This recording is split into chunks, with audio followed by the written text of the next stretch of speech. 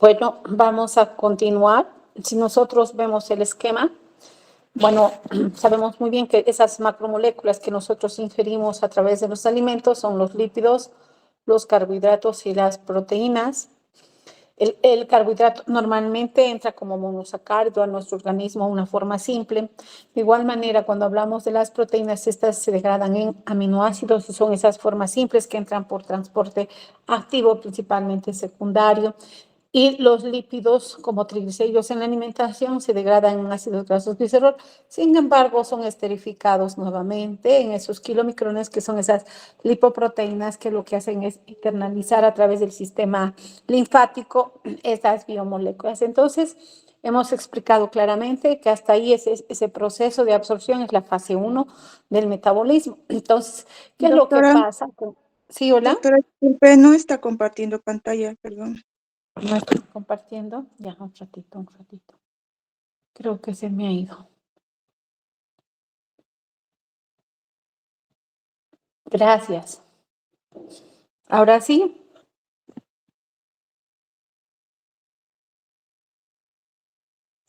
Sí, doctora. Claro, no sé qué pasa, que no encuentro este.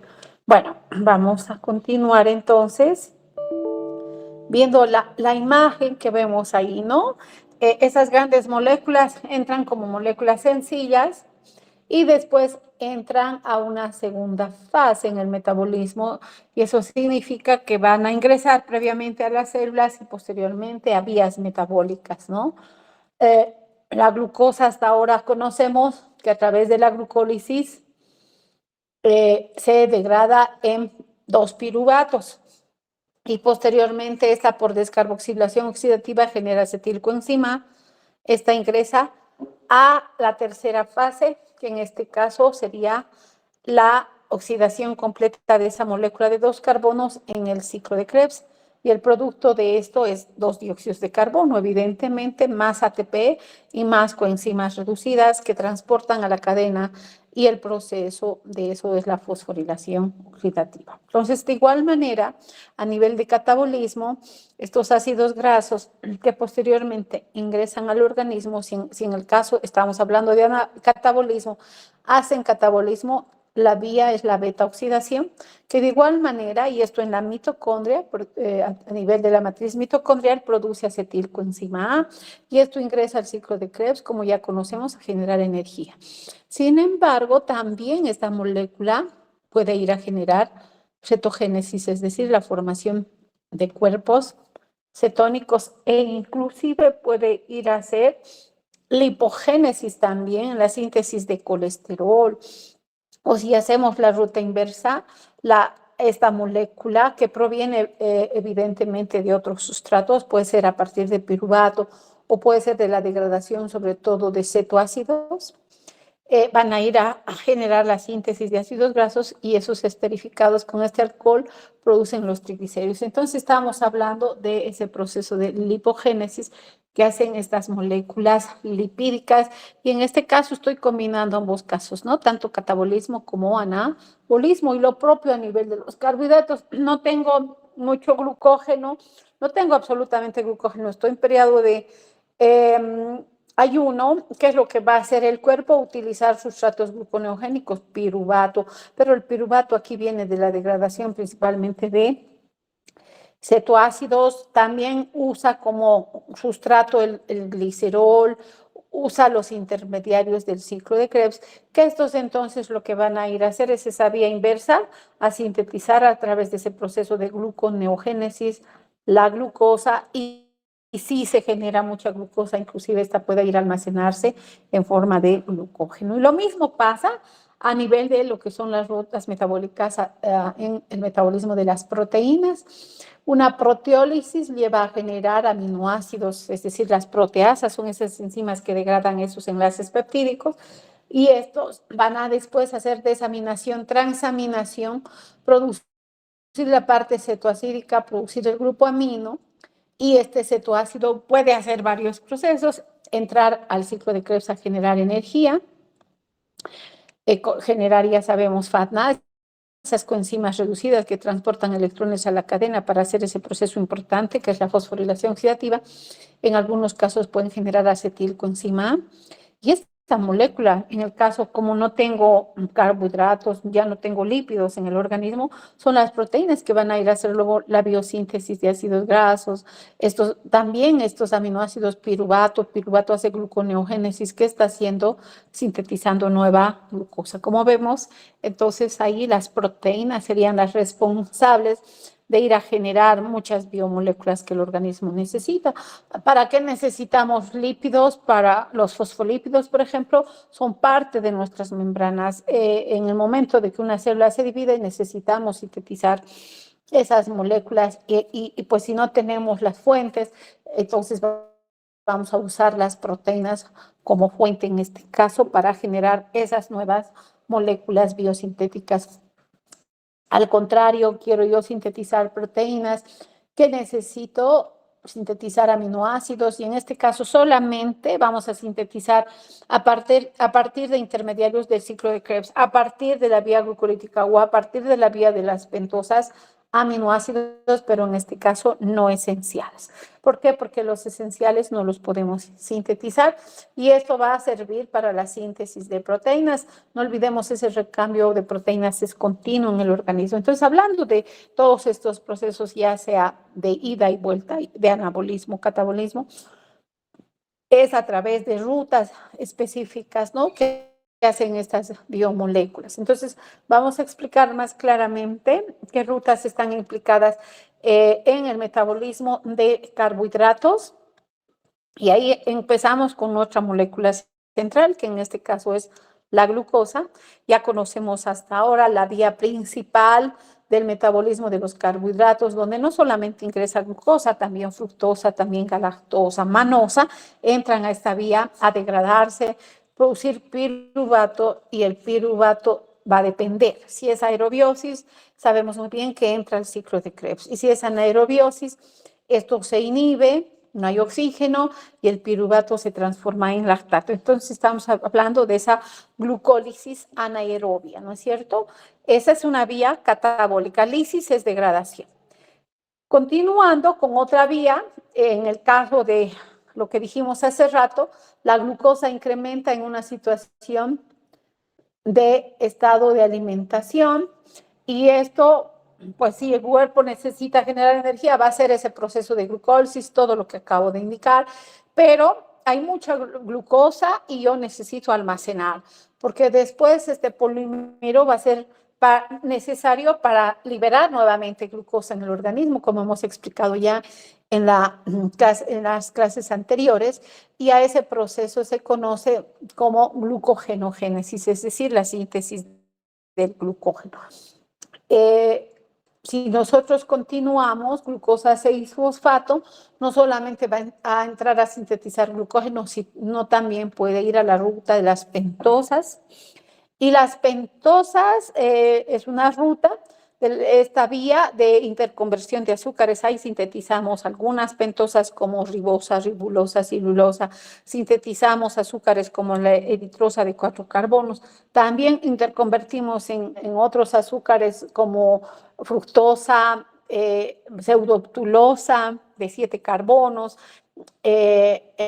gliceraldehído 3-fosfato de 3 carbonos. Entonces, es una vía, igual que el ciclo de Krebs, tanto anabólica como catabólica. Catabólica decimos porque la glucosa se oxida, también es una vía oxidativa igual que la glucólisis, esta vía, y ese proceso va a interconvertir en esa serie de azúcares esta molécula y también produce algo muy importante, bueno, aquí no está, la ribosa 5-fosfato, ¿no? Y esta ribosa 5-fosfato va a servir para la síntesis de ácidos nucleicos, principalmente el ADN, el ARNA. Y no solamente eso, también importante para la síntesis de nucleótidos, ¿no? ARNA. Entonces, si continuamos nosotros, la vía al revés, estábamos ahí. ¿Qué estamos haciendo aquí? Glucogenólisis, es decir, la degradación del glucógeno. ¿En qué cosa? En glucosa. Y la síntesis de nueva glucosa, ya sea a partir de piruvato, de lactato o de intermediarios del ciclo de Krebs, sería ese proceso de gluconeogénesis, ¿no? Entonces, ciertos aminoácidos, como hace rato dije, podrían transformarse en piruvato y hacer ese proceso gluconeogénico de sintetizar la nueva glucosa, o el glicerol que libera estos ácidos grasos, donde va a entrar a la vía glucolítica y hacer la inversa y sintetizar nueva glucosa a partir de esas biomoléculas. O cuando un triglicérido se degrada, como vemos acá, que produce este alcohol, el glicerol, más un ácido graso. Hemos dicho el ácido graso donde ingresa la beta oxidación, pero aquí estamos hablando netamente de vías del metabolismo de carbohidratos, ¿no? Entonces, glicerol, ¿dónde ingresa? En forma de hidroxiacetona fosfato a la vía de la glucólisis a generar energía, o puede hacer gluconeogénesis y principalmente ingresa más a ese proceso a sintetizar nueva glucosa. Entonces, en conclusión, entre las rutas que participan en el metabolismo de carbohidratos tenemos la glucólisis, la inversa sería la gluconeogénesis, la síntesis de glucógeno, glucogenogénesis, la inversa sería la glucogenólisis, y tenemos también a la ruta de las ketosas. E inclusive aquí falta otra vía, que es la vía de los ácidos urónicos, donde la glucosa va a entrar a producir el ácido glucurónico, importante para producir o sintetizar proteoglucanos, glucosaminoglucanos y otras biomoléculas. Entonces, ese es el conjunto de rutas que participan en esos procesos. No olvidemos que cuando esta molécula, o no solamente la glucosa, ¿no? Los ácidos grasos se degradan, o cuando se degradan los aminoácidos, el producto final de esto, que es agua, dióxido de carbono más ATP. En el caso de aminoácidos, ahí entra también el amoníaco, porque se libera a partir por desaminación, transaminación, como hace el rato indicamos, ¿no? Entonces, lactato en este caso, ¿qué está yendo a hacer? Producir piruvato, y piruvato a hacer gluconeogénesis, sintetizar en este caso la nueva glucosa. Bueno, prácticamente en la dieta, entonces, en relación al panorama general de lo que es el metabolismo de los carbohidratos, ingresa esta molécula importante que es la glucosa. Ya hemos explicado claramente que el proceso de degradación es la glucólisis de esta molécula. ¿Y cuántos piruvatos produce? 2 piruvatos. Esto va a descarboxilarse por una descarboxilación oxidativa, produciendo acetilcoenzima y posteriormente ingresando a este ciclo, que es el ciclo de Krebs que se encuentra en la matriz mitocondrial. Entonces, ese proceso catabólico en el ciclo de Krebs, ¿qué es lo que hace? Genera 2 dióxidos de carbono, genera un ATP y produce coenzimas reducidas NADH. ¿Y dónde transportan los electrones? A la cadena para hacer este proceso que es la fosforilación oxidativa, y eso que está produciendo ATP. Y el oxígeno en el último complejo es el aceptor de hidrogeniones, y el producto de desecho de ese proceso es agua. Y ahí estamos explicando cómo esta molécula de glucosa termina en ATP, agua y 3 dióxidos de carbono, ¿no? 2 en el ciclo de Krebs, más 3, pero un solo piruvato. ¿Cuántos piruvatos hemos generado? 2, por tanto, una molécula de glucosa al degradarse va a producir el doble de dióxidos de carbono, 6 dióxidos de carbono, que son el número de carbono que esta molécula tiene, ¿no? Entonces, vemos a nivel de energía, la principal fuente energética del organismo es la glucosa, porque su función principal es producir esta moneda energética. Eso es en presencia de oxígeno. No hay oxígeno, se inhibe la cadena, se inhibe el ciclo de Krebs, y una reacción que permite que la coenzima NAD reducida se vuelva a oxidar es esta, ¿no? La transformación de piruvato a lactato. Y en este caso, ¿qué sale? NAD oxidado. Y la enzimita que hace eso es la LDH, ¿no? Lactato deshidrogenasa. Y otra vez, porque ¿qué hacía la cadena? Pues este proceso de oxidar la coenzima en el complejo 1, en el complejo 2. Pero como no funciona, esta reacción es la que permite la oxidación de esta coenzima para que ésta siga alimentando la vía glucolítica, ¿no? Y continúe. Por eso en anaerobiosis la única vía que alimenta de energía y que continúa activa es la glucólisis y en este caso anaerobia, es decir, la producción de lactato. Hemos explicado hace rato que este lactato que se produce no solamente en el eritrocito en músculo, en ejercicio intenso, que viene de esa glucólisis anaerobia, es importante para esta reacción oxidar al NAD, sino que también va a ser transportado al hígado y en el hígado va a hacer la gluconeogénesis sintetizando la nueva glucosa. Y ya hemos explicado también glucosa 6-fosfato ingresa a otra vía que es la vía de las pentosas. Eso produce 3 dióxidos de carbono y una ribosa 5-fosfato. Ya hemos explicado hace rato y muchos otros azúcares generando entonces la producción de azúcares de 5 carbonos, de 4 carbonos, de 6 carbonos, de 7 carbonos y también de 3 carbonos. ¿Para qué la ribosa 5-fosfato? Para la síntesis de ácidos nucleicos. También hemos indicado que glucosa 6-fosfato, ¿dónde ingresa?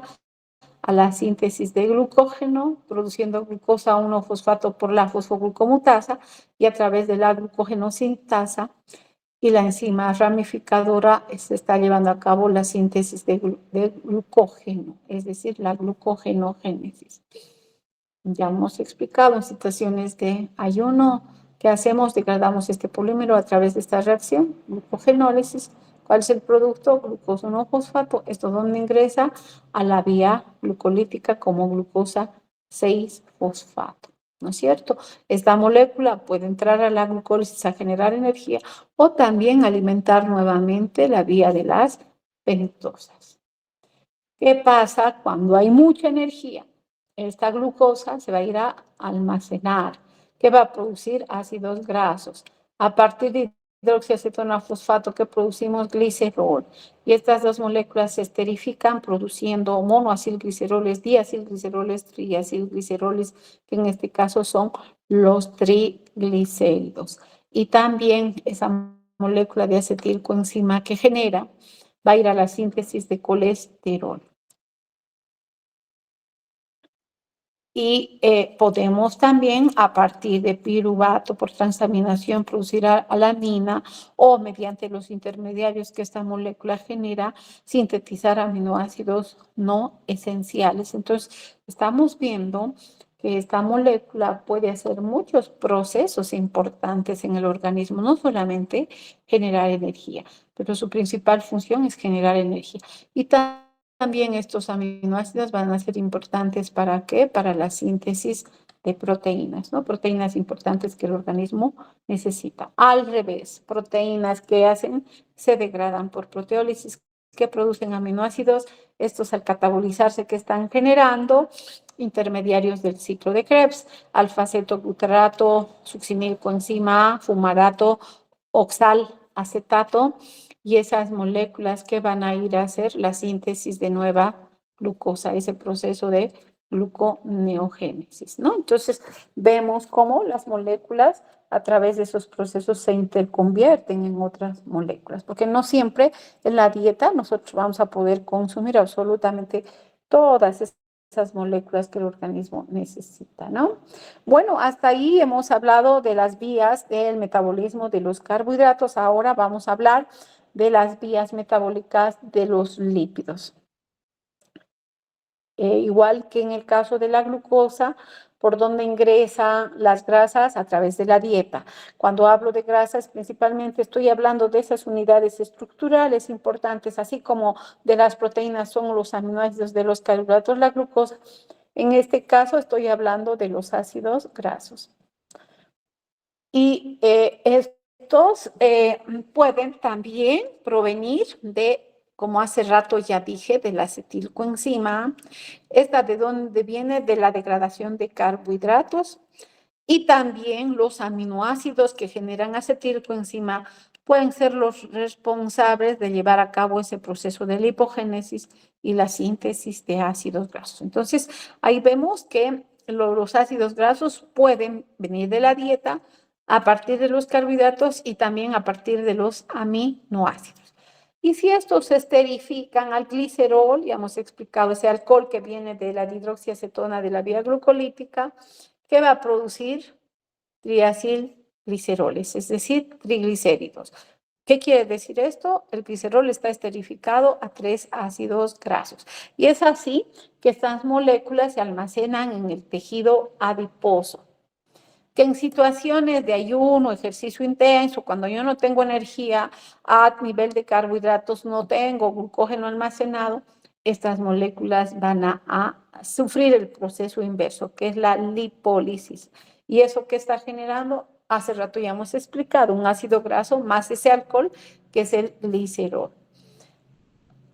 El glicerol donde ingresa a la vía glucolítica y el ácido graso hace un proceso oxidativo que es la beta oxidación. Entonces, a través de este proceso, este ácido graso que está produciendo varias moléculas de acetilcoenzima, que posteriormente estas pueden entrar al ciclo de Krebs a generar energía o hacer el proceso de biosíntesis de esta molécula, este esterol, que es el colesterol. E inclusive, ya hemos explicado, esta molécula también puede ir a hacer lipogénesis y la síntesis de ácidos grasos.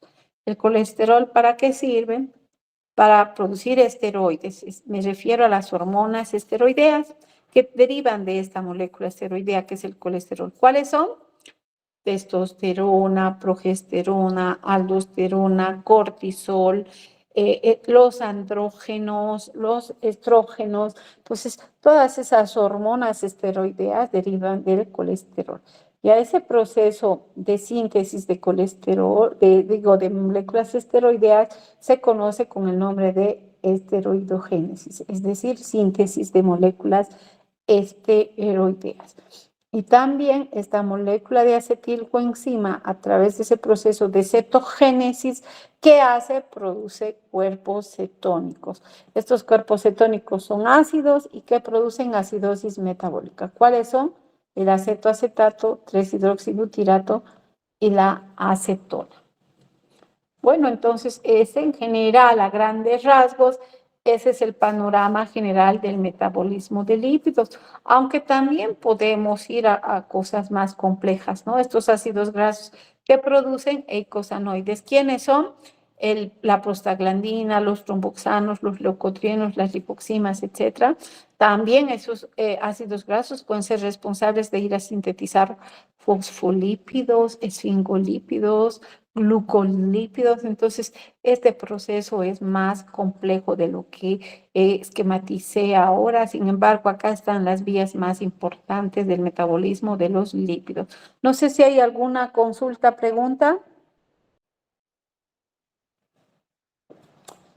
Bueno, si no hay preguntas, continuamos. A nivel de las proteínas, ¿qué es lo que pasa? En la dieta también incorporamos proteínas y esas proteínas en el intestino son degradadas por proteasas. Estoy hablando de las enzimas, en este caso, la carboxipeptidasa, aminopeptidasas, estoy hablando de la pepsina, de la quimiotripsina.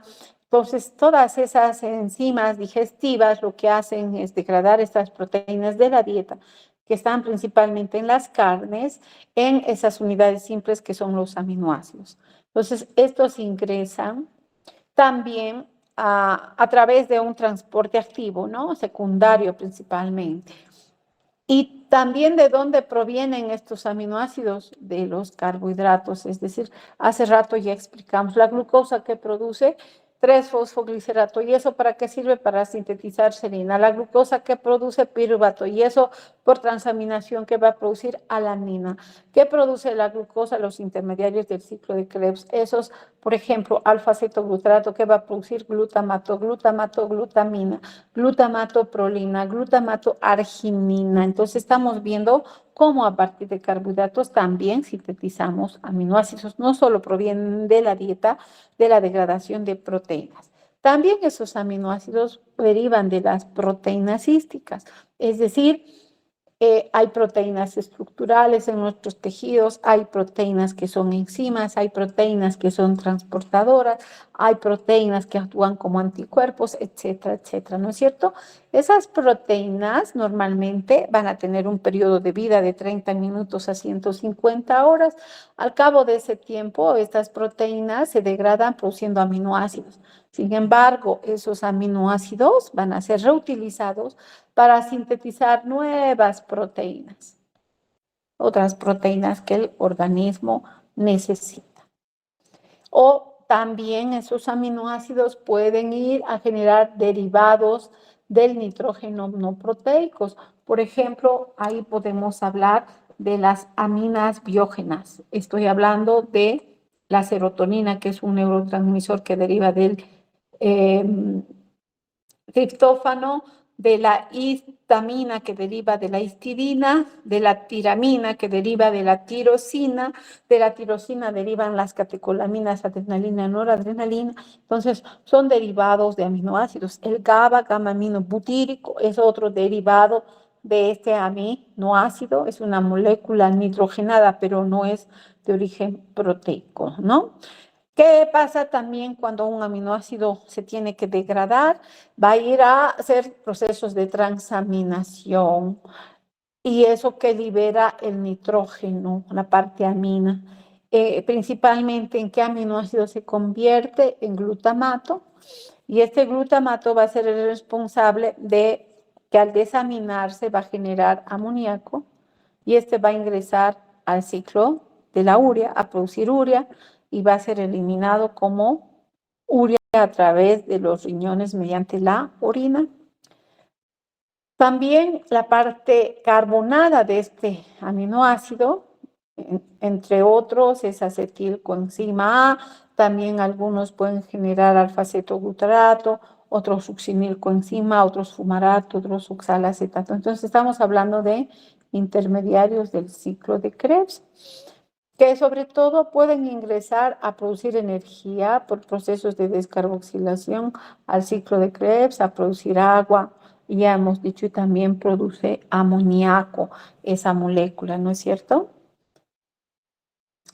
Entonces, hemos explicado también los aminoácidos pueden, al generar intermediarios del ciclo de Krebs, como es el oxalacetato, el succinilcoenzima, alfa-cetoglutarato, que van a ir a sintetizar glucosa por ese proceso de gluconeogénesis.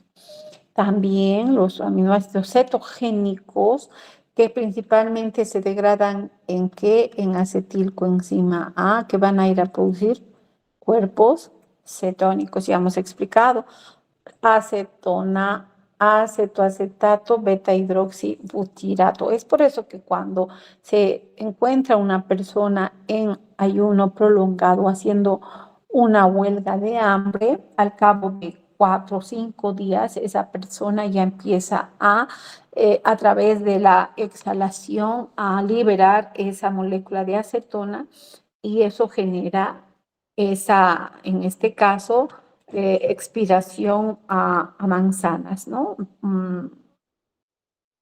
¿Por qué? Porque es una molécula aromática y tiene ese aroma de manzanas a frutas. Entonces, ese sería, en resumen, el metabolismo de las proteínas en el organismo en general, ¿no? Después ya en el capítulo de proteínas, metabolismo, se va a hablar a mayor detalle de qué es lo que pasa con los aminoácidos. Entonces, dijimos que las proteínas intracelulares se degradan produciendo aminoácidos de la dieta de igual manera por las enzimas digestivas que generan estas formas simples aminoácidos. Estas entran por el sistema porta y al hacer ese proceso catabólico degradativo se dividen en una parte carbonada, que es el esqueleto carbonado, y la parte amino, ¿no? Puede ser amoníaco y que después si se hidrogena, produce esta molécula conocida como el ion amonio, que va a participar, como hace rato ya dijimos, ingresando al ciclo de la urea a producir urea para que se excrete a través de los riñones. Es el nitrógeno que es parte de estos aminoácidos. ¿Por qué? Porque el aminoácido que tiene en el carbono alfa tiene el grupo amino, entonces así se libera. Este grupo amino también puede ir a servir para sintetizar nuevos aminoácidos, para producir aminas biógenas o para generar nucleótidos. ¿Qué pasa con la parte del esqueleto carbonado? Esto ingresa a oxidarse donde al ciclo de Krebs, produciendo acetilcoenzima, acetoacetato, y esta molécula, al entrar a este ciclo, como acetilcoenzima, ¿qué está haciendo? Se está oxidando, produciendo oxalacetato, y esto va a servir para la síntesis de glucosa o para la síntesis de nuevos aminoácidos. No solo el oxalacetato, ¿no? El alfa-acetoglutarato, está también ahí succinil, en este caso al alfa-acetoglutarato, importante para la síntesis de otros aminoácidos. Algo muy importante, el ciclo de Krebs tiene una conexión con el ciclo de la urea. ¿Cuál es su conexión? Produce oxalacetato, ¿no es cierto? Cuando se transamina esto que produce aspartato. Y este aspartato va a ser la forma como este ciclo saca los carbonos al citosol, ya sea para que ingrese al ciclo de la urea o para que este después se transforme en oxalacetato y vaya a producir glucosa. Es una manera de transportar los carbonos hacia el citosol.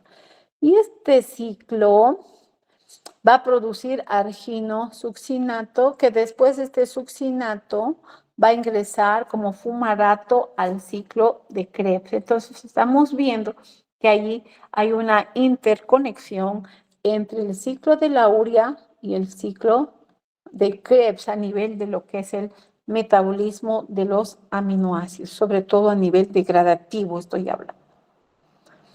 Y ahí en el esquema encontramos todos los aminoácidos, esto ya hemos hablado.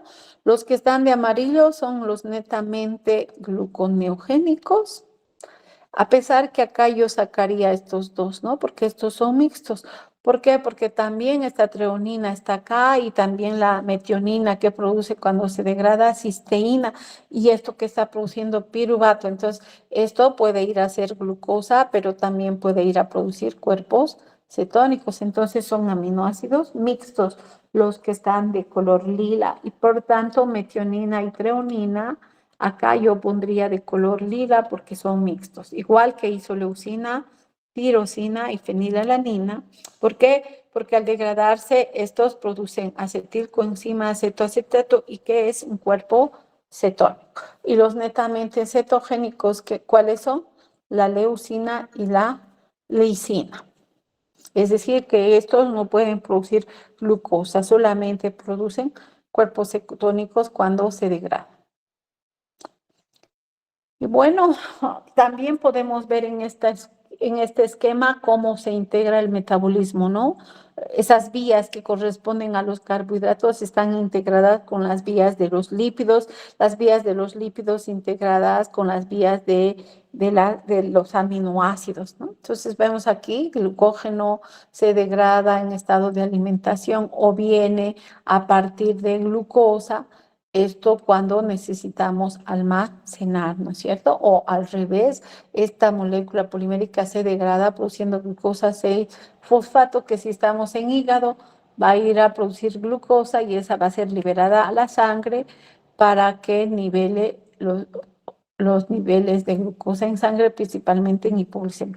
O entra la glucosa que ha generado como glucosa 6-fosfato a la glucólisis. ¿Y qué produce? 2 moléculas de piruvato y si es anaerobiosis lactato. Sin embargo, este intermediario de hidroxiacetona fosfato ya hemos explicado que está yendo a producir glicerol, que a través de la esterificación con los ácidos grasos que produce los triglicéridos, ¿no es cierto? Y esas moléculas que acabamos de indicar, los triglicéridos, pueden degradarse por hidrólisis o lipólisis, produciendo ácidos grasos, y estos por beta oxidación, acetilcoenzima. Y esta molécula, donde ingresa al ciclo de Krebs, a oxidarse igual que una molécula de carbohidrato. Ya hemos hablado muchos aminoácidos, en este caso la fenilalanina, el triptófano, la leucina, la lisina, que producen acetoacetato, y que ese acetoacetato es un cuerpo cetónico. Pero también esta molécula puede venir de acetilcoenzima A, y ya hemos explicado en el capítulo o en la diapositiva anterior que aminoácidos al degradarse producen esta biomolécula. De igual manera, triptófano, glicina, treonina, cisteína, ahí está alanina, serina, hidroxiplorina, inclusive al degradarse, que producen piruvato. Bueno, voy a hacer biosíntesis a partir del ciclo de Krebs. Entonces, todos estos entran, el piruvato que viene de la glucosa, al ciclo de Krebs, que genera intermediarios, pero yo quiero sintetizar glutamato, entonces alfa-acetoglutarato por aminación, que va a producir glutamato. Quiero seguir sintetizando otro aminoácido, glutamato por aminación, glutamina. Al revés, quiero degradar glutamina por desaminación, que produce glutamato. También glutamato producen prolina, histidina, arginina, y esto que está yendo a generar alfa-acetoglutarato. Que después, a partir de estos aminoácidos que quiero producir glucosa, entonces hacemos esto, y esto puede ir a sintetizar nueva glucosa también. Entonces vemos ahí el grupo de moléculas, no solamente los carbohidratos, sino los lípidos y los aminoácidos están haciendo una interconversión. Por ejemplo, voy a indicar a partir de tirosina, yo quiero ir a sintetizar ácidos grasos, que produzco oxalacetato. Esto se condensa con acetilcoenzima, que produce citrato, y citrato va a sacar esa molécula de acetilcoenzima A al citosol, que después va a servir ¿para qué? Para la síntesis de ácidos grasos. Entonces, a partir de aminoácidos podemos sintetizar todo, ¿no? Si yo voy más allá, succinilcoenzima A, que se genera a partir de la degradación de metionina, posteriormente va a ir a sintetizar porfirinas. El EM, y el EM va a ser importante para la síntesis de hemoproteínas, ¿no? Muchas. Puedo hablar de la ciclooxigenasa, de la lipoxigenasa, de la glutatión reductasa, de la catalasa, etcétera, etcétera. Y aquí vemos, ¿no? Cómo el oxalacetato por transaminación produce aspartato, y el aspartato, ¿dónde entra? Al ciclo de la urea, a producir argininosuccinato, arginina más fumarato, y este es el que vuelve al ciclo de Krebs. Y arginina por la arginasa, urea más ornitina. Entonces estoy hablando de ese ciclo, inicia con ornitina y termina con ornitina. ¿Y qué es lo que internaliza a este ciclo para producir urea? El amoníaco, el dióxido de carbono, y entra aspartato también, que viene del ciclo de Krebs. Ahí vemos cómo las reacciones metabólicas, las vías metabólicas se integran unas con otras dependiendo de lo que el organismo necesite producir. No sé si hay alguna pregunta acá. ¿Y cómo se conectan los órganos unos a otros? A través de la circulación, que es el responsable de transportar estas biomoléculas, la sangre, ¿no es cierto? El intestino, ya hemos dicho, absorbe glucosa, internaliza triglicéridos en kilomicrones, absorbe aminoácidos y donde se dirigen por el sistema porta al hígado. Si glucosa entra al hígado, ¿en qué se almacena como glucógeno? Si los ácidos grasos a través de los kilomicrones han sido transportados hacia el hígado, estos pueden ser almacenados como triglicéridos. El hígado también puede sintetizar ácidos grasos, puede sintetizar triglicéridos, puede sintetizar nuevos aminoácidos, como dije, y producir cuerpos cetónicos. Puede hacer que el tejido adiposo libere glicerol y ácidos grasos. Estos ácidos grasos a través de la albúmina sean, así, esos ácidos grasos sean transportados ¿dónde? Al músculo, puede ser al hígado, puede ser transportado al corazón, porque van a usar estos tejidos como fuente energética. El glicerol, por ejemplo, a la circulación, ¿dónde lleva esto? Al hígado. ¿Para qué? Para que ahí vaya a sintetizar la nueva glucosa. ¿Qué saca del hígado? Todo lo que ha sintetizado a nivel de lípidos, los triglicéridos, el colesterol, esta lipoproteína VLDL entra a la circulación y esta va a ser la responsable de llevar esas moléculas a los tejidos, ¿no? Ya sea al tejido adiposo, al músculo cardíaco o al músculo esquelético. Entonces, la nueva glucosa que este hígado puede sintetizar a partir de biomoléculas como lactato, piruvato, aminoácidos, va a verterse a la circulación y donde lleva al cerebro, al corazón, lleva músculo como fuente energética, ¿no? Porque músculo necesita. Entonces, la vía de transporte de esas biomoléculas es la sangre. Vemos acá, por ejemplo, cómo el hígado está generando, en este caso, la síntesis de aminoácidos, la síntesis de proteínas, la síntesis de nueva glucosa o almacenando esta glucosa en forma de glucógeno. Entonces, hay un recambio, ¿no? Como dijimos, glucosa, por ejemplo, que se sintetiza a partir de aminoácidos, sí, glucosa que se libera a partir de glucógeno. Esta glucosa, ¿dónde está siendo exportada? Hacia los tejidos, ¿no es cierto? Entonces sale nuevamente, ¿dónde? Hacia el músculo, porque el músculo va a ir a producir energía o también puede ir a almacenarse como glucógeno en ese tejido, en caso de que este tejido no utilice la glucosa y la haya agotado.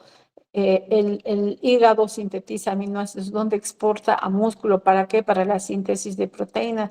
Ya hemos explicado, músculo puede degradar, producir aminoácidos, esos a través de la albúmina son transportados al hígado para hacer qué cosa, la síntesis de nueva glucosa. Entonces ahí el transporte y destino de los sustratos se va a hacer a través de la circulación.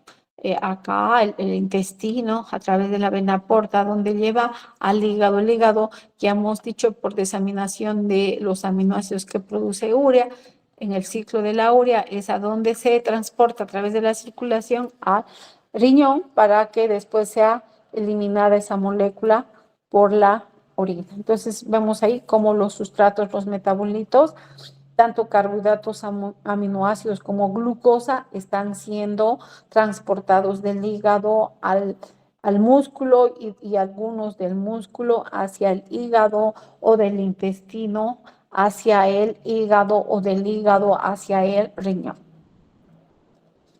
¿Qué pasa con los lípidos?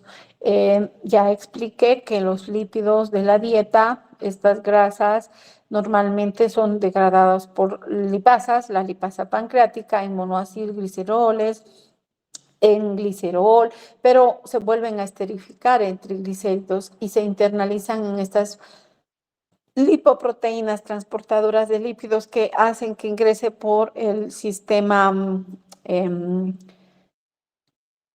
generando entonces el ingreso de estas biomoléculas linfático, el sistema linfático, y esta lipoproteína kilomicrón va a ser responsable de hacer que estas moléculas Este kilomicrón transporta esos ácidos grasos al tejido adiposo.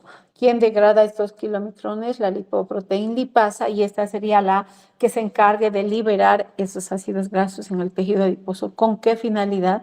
De que se esterifiquen y produzcan triglicéridos y así se almacenen.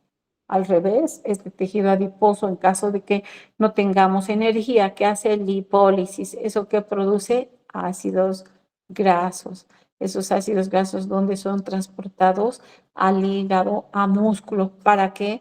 Para hacer lipólisis, degradación y generar energía para esterificarse y producir triglicéridos, o en el caso de que no tengamos energía, estos triglicéridos degradarse, producir ácidos grasos y esos ser transportados nuevamente a través de la VLDL, esta lipoproteína, o la HDL, dependiendo hacia dónde, hacia el hígado nuevamente, ¿no? Entonces, esa es la ruta que siguen estas moléculas lipídicas a través de los diferentes tejidos. Y las rutas se desarrollan en lugares específicos al interior de la célula. ¿Qué vías se llevan a cabo? ¿Qué procesos metabólicos en el núcleo?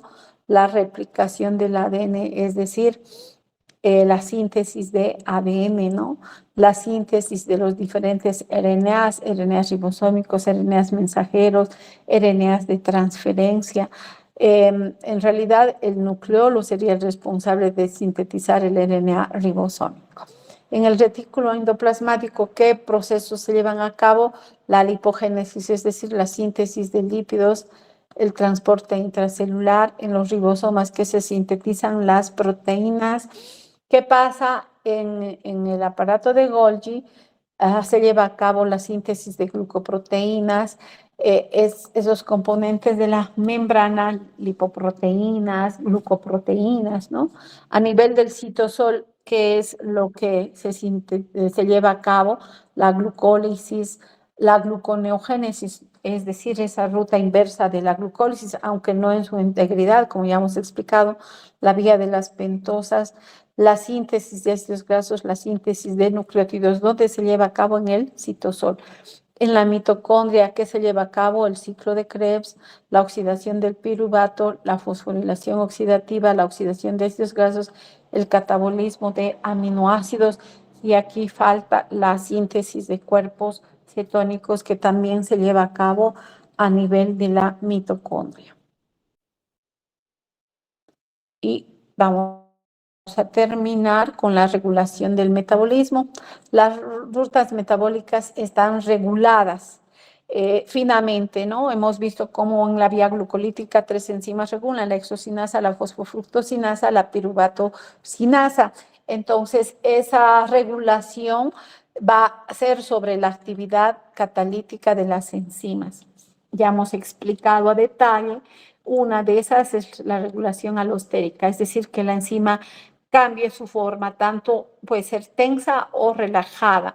La otra forma es modificación covalente, es decir, procesos de fosforilación, desfosforilación. Y algo muy importante, también los ajustes, las condiciones del medio juegan un rol muy importante en ese proceso de regulación sobre la actividad de la enzima. Cuando hablamos de la cantidad de la regulación sobre la cantidad de la enzima, estamos hablando sobre todo a nivel genético, ¿no? Es decir, inducción, cuando se activa ese proceso de transcripción, y decimos represión cuando más bien hay una disminución en ese efecto de que se genere el RNA mensajero y después este se traduzca en una proteína. Entonces también podemos regular por recambios enzimáticos y, como ya hemos explicado, en las cascadas enzimáticas, por ejemplo, en la vía glucolítica hay 3 regiones donde se regula. Y también podemos regular mediante la entrada y salida de sustancias a través de la membrana. Eso va a depender cuánto está ingresando al interior de la célula, qué disponibilidad de sustrato tenemos al interior de esta célula, y eso también va a generar una regulación. Bueno, ahí vemos cómo un inhibidor, por ejemplo, alostérico, va a unirse ¿dónde? Al sitio alostérico. Entonces, ese fenómeno, ¿qué es lo que está haciendo? Haciendo que altere en la enzima su forma y evitando de que el sustrato se una, ¿no es cierto? Si más bien hay una activación alostérica, una molécula X lo que va a hacer es unirse al sitio alostérico, haciendo de que esa molécula cambie de forma y permita más bien la unión del sustrato a su sitio activo. Entonces, ahí estamos viendo cómo las enzimas se regulan alostéricamente por retroalimentación. ¿Qué quiere decir esto? Que generalmente los productos de las vías son las que van a ir a generar esa respuesta a nivel de la actividad enzimática. Es decir, el producto va a ser el que vaya a generar ese cambio conformacional en la enzima, dependiendo. Generalmente es negativo el producto el que hace eso o en algunos casos positivo. Si es positivo, la enzima está en el estado relajado y si es negativo, está en el estado tenso, ¿no? Y a nivel enzimático, el proceso de, cuando digo represión, normalmente reprimen también moléculas que son productos de un proceso metabólico. Ya en este caso, la histidina, ¿qué está yendo a hacer? Uniéndose a una proteína represora. ¿Quién la produce esa proteína represora? Un gen regulador. Entonces, ¿qué hace este gen? Se transcribe en un RNA mensajero, después este se va a traducir en una proteína. ¿Cuál es su función? Reprimir este proceso de transcripción. Entonces, ¿cómo se activa? La histidina se une, por tanto, esta proteína unida a la histidina está activa y ¿qué va a ir a hacer? Se va a ir a unir al operador, evitando que estos genes se transcriban y se traduzcan. Es decir, no hay producción de los RNAs mensajeros, no se traduce en la proteína. Por ejemplo, vamos a hablar de la vía glucolítica. La vía glucolítica tiene 10 reacciones enzimáticas, ¿no es cierto? Entonces, la primera, ¿cuál es? La exocinasa. Por tanto, ese gen que codifica la exocinasa se tiene que transcribir, traducir y se va a producir esa proteína exocinasa que va a ir a hacer ¿qué? Fosforilar la glucosa, glucosa 6-fosfato y así sucesivamente. Entonces, vemos sobre todo a nivel de las bacterias, el operón de urea, por ejemplo, está constituido por 5 genes porque son esos 5 genes los que van a codificar para esas 5 proteínas que son parte del ciclo de la urea. Bueno, hoy también hay una regulación a nivel del sistema nervioso, es decir, los neurotransmisores son los que van a encargarse de esa comunicación de célula a célula uniéndose a un receptor y generando una transmisión de señal eléctrica, es decir, una transmisión a través de las células nerviosas, ¿no es cierto?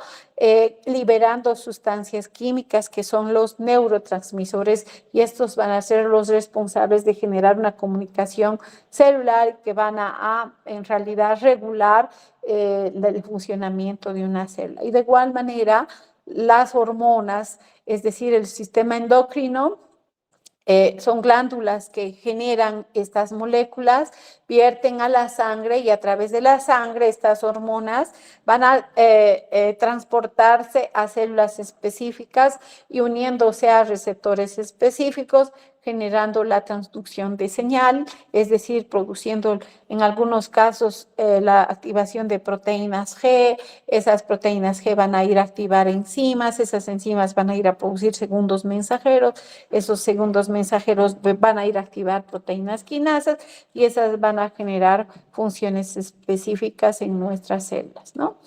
Voy a pasar directamente la insulina y el glucagón, ya hemos hablado mucho de esto, son por ejemplo ejemplos de hormonas que juegan ese rol de regular no solamente el metabolismo de carbohidratos, sino también el metabolismo lipídico y el metabolismo de proteínas, ¿no? Y ahí como contrarreguladora está el glucagón, la noradrenalina, la adrenalina.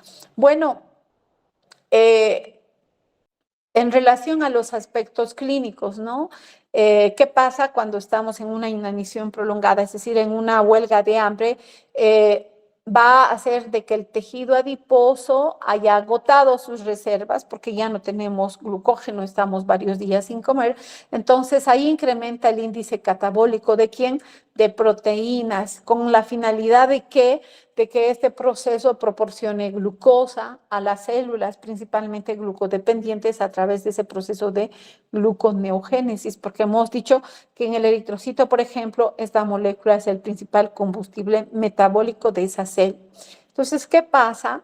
Que nuestro cuerpo va a empezar a utilizar las proteínas y pues el hecho de que yo me consuma las proteínas, estas proteínas que cumplen funciones vitales, va a hacer de que en mi organismo exista un desorden completo a nivel metabólico y posteriormente eso va a dar lugar, si continuamos en un estado de inanición varios días sin comer, morimos por esa situación, ¿no? Es decir, que se produce una caquexia en ese estado. ¿Qué quiere decir?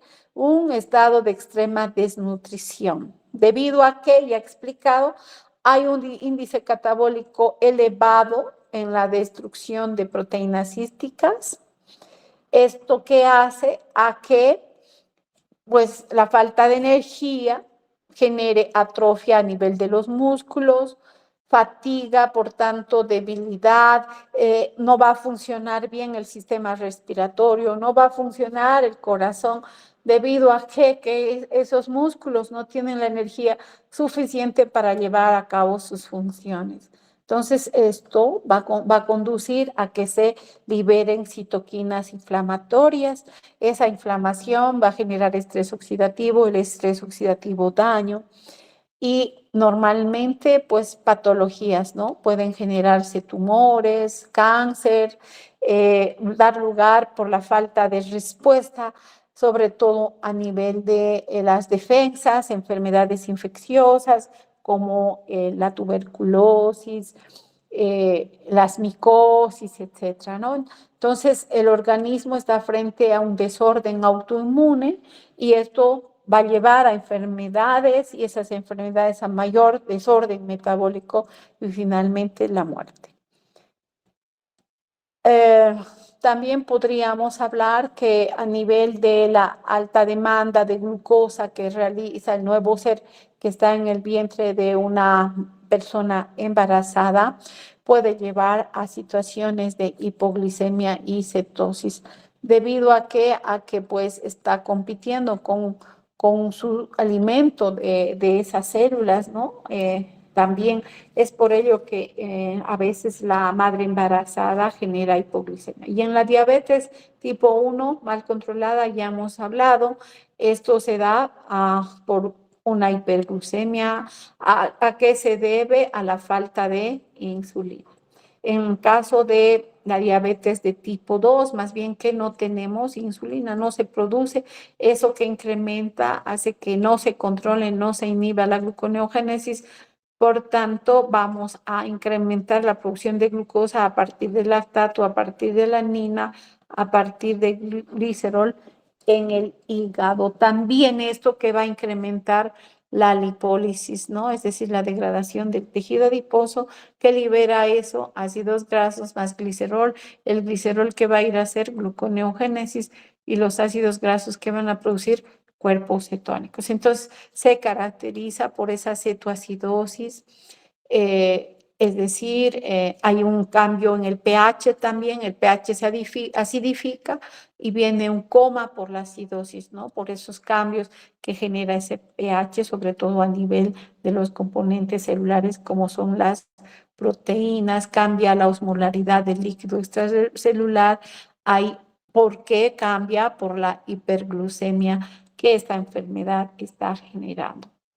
Entonces, vamos a llegar a las conclusiones. El metabolismo es ese proceso que después de la digestión de los alimentos proporciona a los tejidos biomoléculas, ¿no? Biomoléculas a través de qué? De esos procesos de biosíntesis que va a generar transformando moléculas simples en moléculas más complejas, utilizando energía para esos procesos que las células necesitan, ¿no?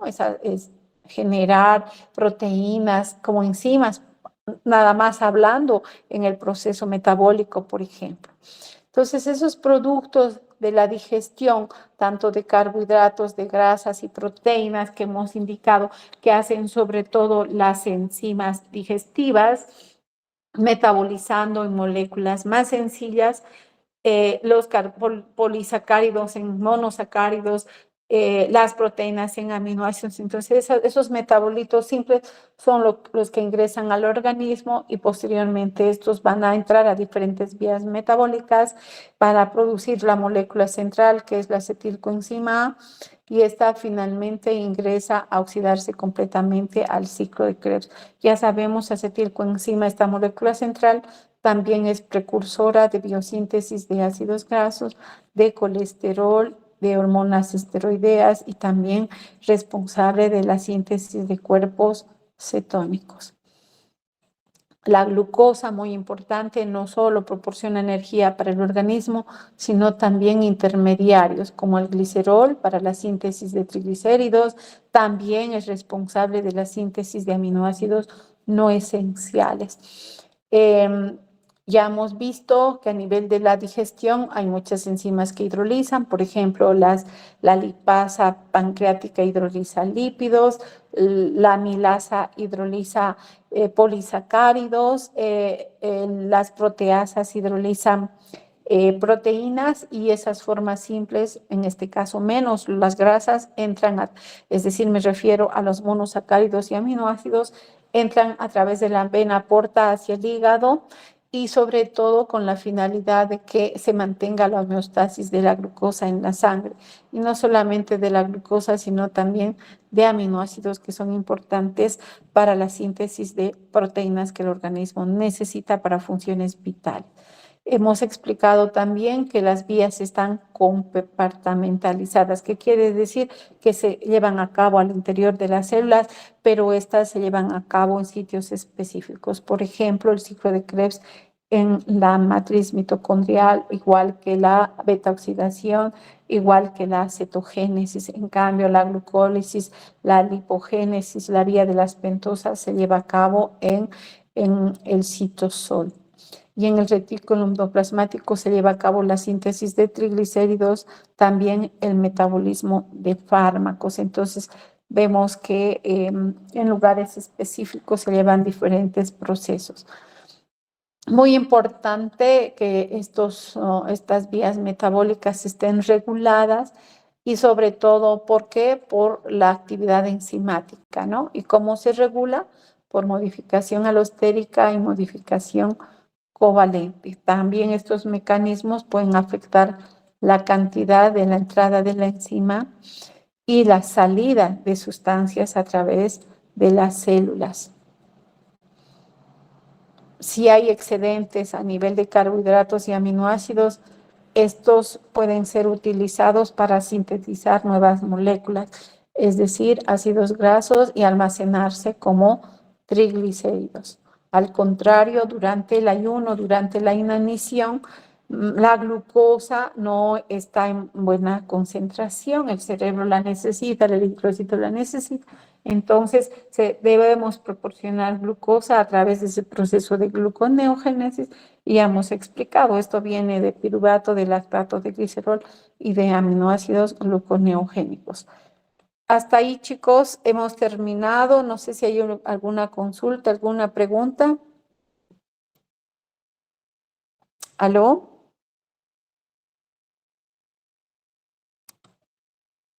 ¿No hay ninguna consulta, nada? ¿Todo está claro?